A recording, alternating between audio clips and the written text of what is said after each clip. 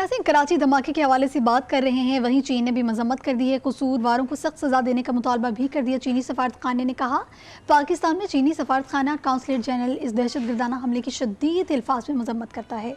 दोनों ममालिक के बेगुनाह मुतासरीन से इज़हार यकजहती, इज़हार ताज़ियत, ज़ख्मियों के साथ अहले खाना से दिली हमदर्दी का इज़हार।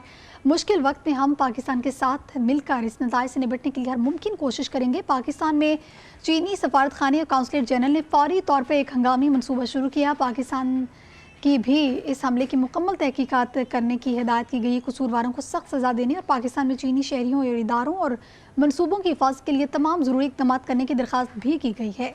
चीनी सफारतखाने का कहना है कि पाकिस्तान में चीनी सफारतखाना काउंसिल खाना भी पाकिस्तान में चीनी शहरियों, कारोबारी इदारों और प्रोजेक्ट्स को भी अलर्ट रहने का कहा गया है। सिक्योरिटी की सूरत हाल पर भी गहरी तवज्जो देने के अहकाम जारी किए गए हैं और हिफाजती इक़दाम को यकीनी बनाने का भी कहा गया है। हिफाजती तदाबीर इख्तियार करने की हर मुमकिन कोशिश की जाएगी, हिदायत जारी कर दी गई हैं।